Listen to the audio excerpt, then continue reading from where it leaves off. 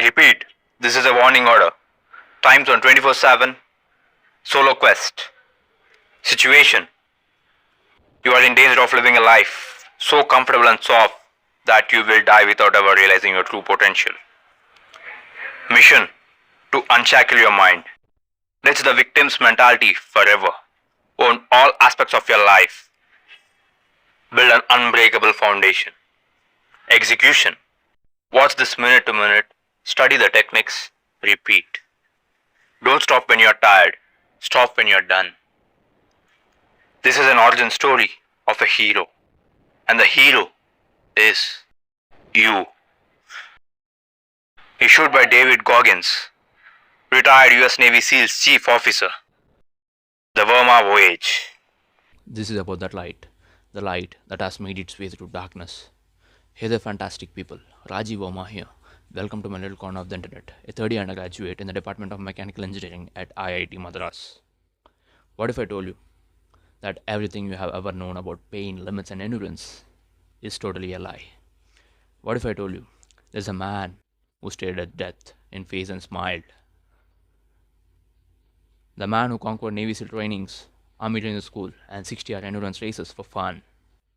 They call him the toughest man alive. His mission? To show you the limits that you have set in your mind. Ladies and gentlemen, Can't Hurt Me by David Goggins. I'm back, motherfucker! I'm back! All of this solitary confinement shit got me back!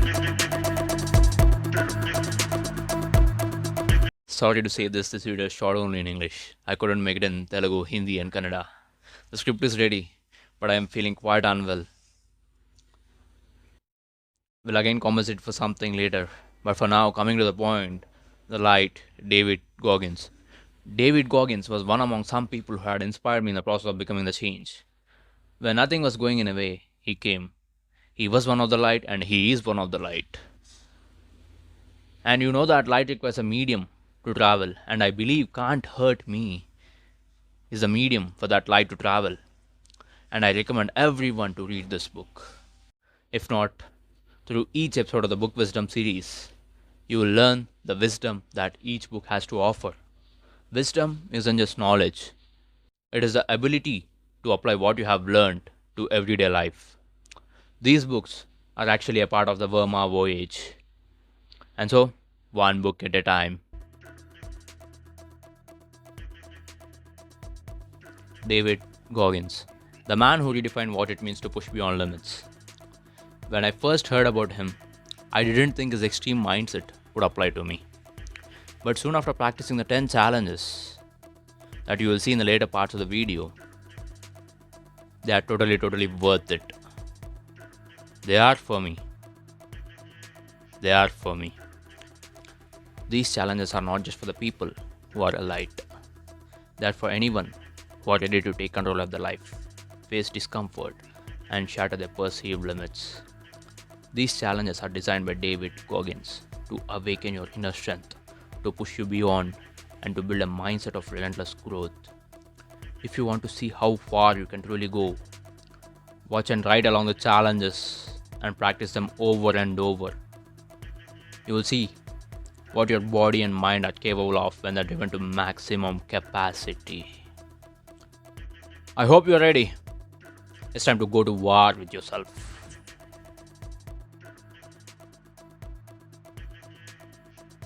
The bad hand. The first challenge among the 10 challenges is the bad hand. Life is unfair. Maybe it is a tough situation at work, in college, or just life.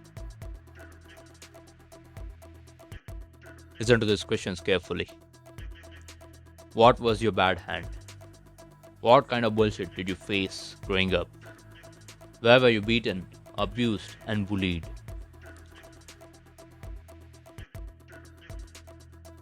Face it head on, write it out, and confront your struggles. Break out your journal. If you don't have one, buy one or start one in your laptop, PC, or in Notes app in your smartphone. Write them all out. Don't be blind with this assignment. Share it with whoever you want or accept it privately, whatever works for you. By facing your bad hand head on, you build resilience. You stop comparing yourselves to others and start using adversity as fuel to push forward. Take control of your life, no matter how tough things get.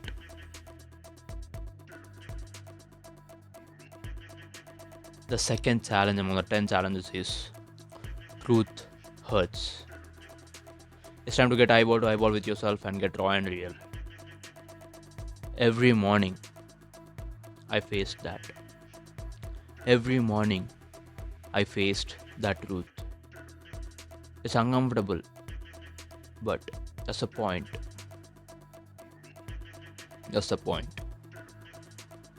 You need to hold yourself accountable, and it works. This is about abolishing your ego and taking the first step towards becoming the real you. The accountability mirror. If you want real growth, it starts with brutal honesty. The accountability mirror forces you to look at yourself, confront your weaknesses, and stop making excuses.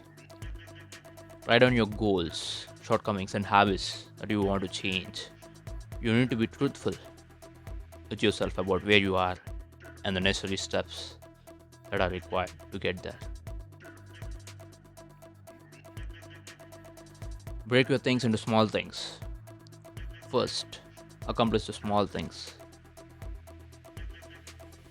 day by day until your ultimate has arrived. Whatever your goals are, you will need to hold yourself accountable for the necessary steps that are required to get there. Self-improvement requires dedication and self-discipline. The dirty mirror you see every day is going to reveal the truth. Stop ignoring it and start using it. Once you stop lying to yourself and start taking the action, transformation begins.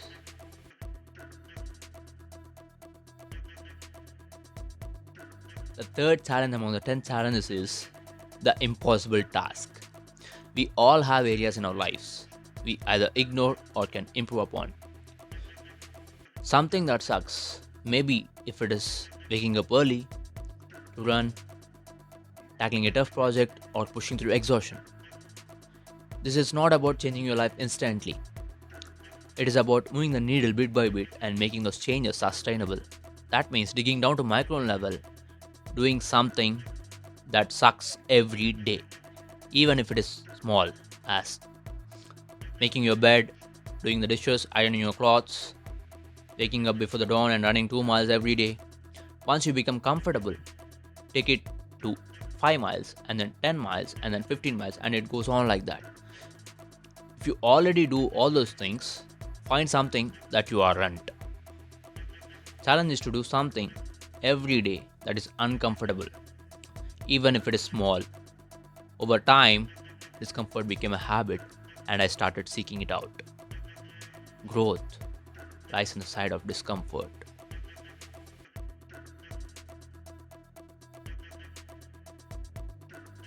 The fourth challenge among the 10 challenges is taking souls. Choose any competitive situation that you are in right now.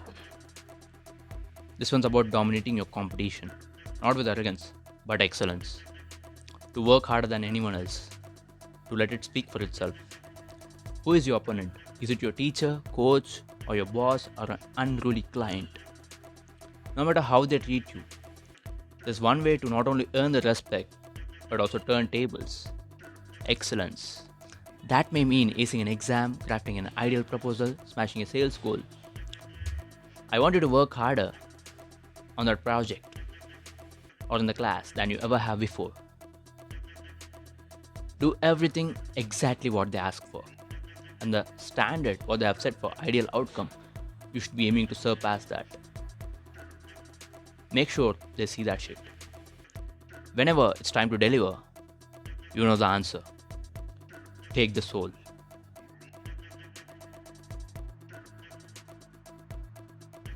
The fifth challenge among 10 challenges is the armored mind. rather than focusing on bullshit that you cannot change. Imagine, visualize the things that you can. Choose any obstacle in your way or set a new goal and visualize that you are overcoming it or achieving it. But visualization isn't just simply daydreaming of some trophy ceremony or not, real or metaphorical. You must also visualize the challenges that encounter in your way and determine how will you attack those problems when they do. Remember, visualization will never compensate for work undone. You cannot visualize lies. All the strategies are only effective if you put in work. It's a lot mind over matter. It takes relentless self-discipline to schedule suffering into your day, every day. But if you do, in the other end of the suffering, there's something just waiting for you. This challenge doesn't have to be physical, and victory doesn't always mean you came in first place. Mental preparation is everything.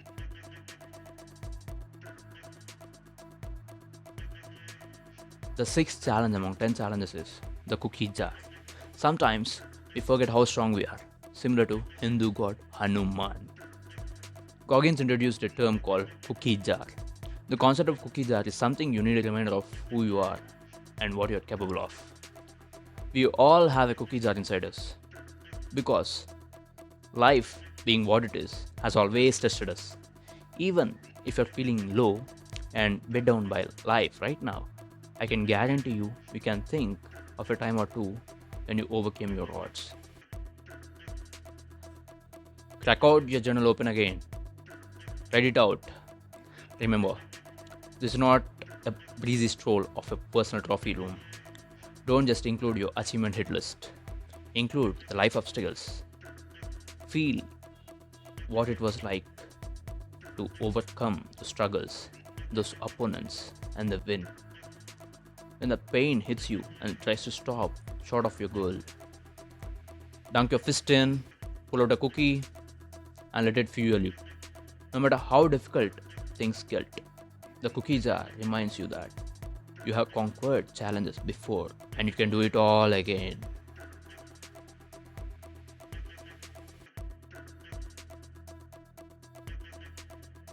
The seventh challenge among the 10 challenges is the 40% rule.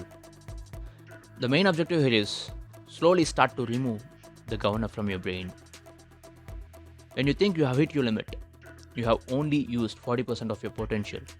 When you want to stop, just push a little further. This practice helps you redefine your limits over time. What once seemed impossible becomes achievable. The 40% rule proves that we are capable of far more than we believe, and the only way to unlock the potential is keep pushing. A quick reminder of how this process works. Let me share you the Goggins experience here. In 1999, he weighed 297 pounds. His first run was quarter mile. In 2007, he ran 205 miles in 39 hours non-stop. He didn't get there overnight, and I don't expect you to either. Your job is to push past your normal stopping point. This resets your baseline. Stick to the process. And soon, what you thought impossible will be something you do every fucking day of your life. Life is really a big mind game.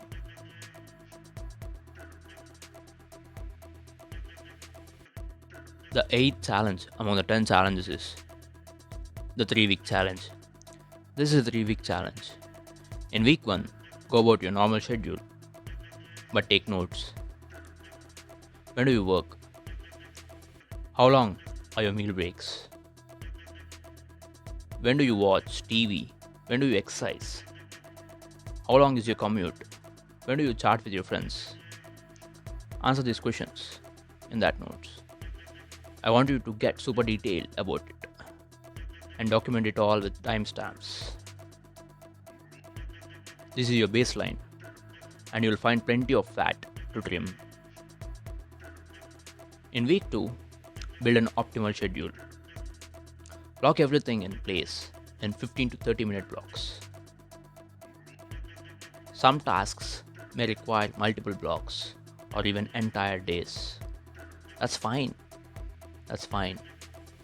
But when you work on one thing at a time. Think about the task in front of you and pursue it relentlessly. When the time comes for the second task on your schedule, keep the first one aside and apply the same focus to the second one. When it's time to rest, actually rest. No more checking an email. No more bullshitting on social media. When it's time to rest, actually rest. And I mean it. By week 3, you should have a working schedule that maximizes your effort without sacrificing sleep. Take control of your productivity and build habits.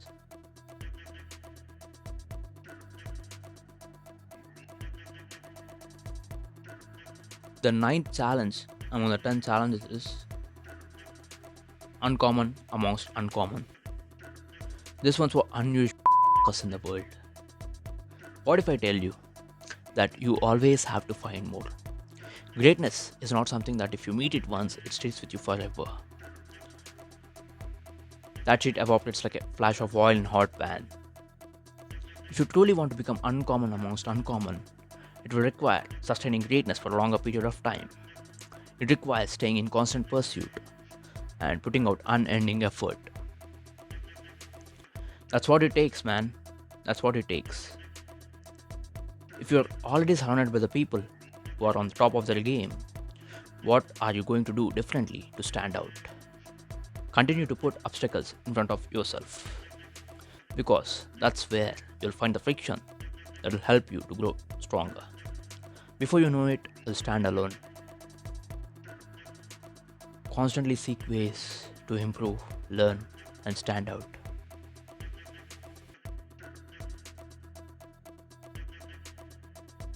The last challenge is failure. Failure hurts. I've faced rejections. It's not what you think. I've faced setbacks. I've faced moments of self-doubt. Failure isn't the end. It's a lesson. This challenge will help you to see failure as a tool for growth rather than a defeat. Each failure became a lesson for me. Try again. This time, harder and smarter. Harder and smarter. Think about the most recent heart-wrenching failures. Break out that journal one last time. Log off the digital version and write them all out with your hand. I want you to feel this process because you're about to write your own belated after action reports. First, write all the good things, everything that went well from your failures. Be detailed and generous with yourself. A lot of good would have happened. It's rarely all bad. And note, how did you handle those failures? When it comes to execution, keep everything that we have learned, the armored mind, the cookie jar, the 40% rule, everything in forefront of your mind. Control your mindset, dominate your thought process. This life is one mind game. Realize that, own that. If you fail again, so the be it. Repeat the steps and keep fighting, man. Keep fighting. And that's what it's all about. Goggins challenges are not just for allied athletes and Navy SEALs. They're for anyone, including you and me. Because you can't hurt me and you can't hurt yourself either. Until next time, keep learning, keep growing, and continue being the remarkable source that you are. Stay hard.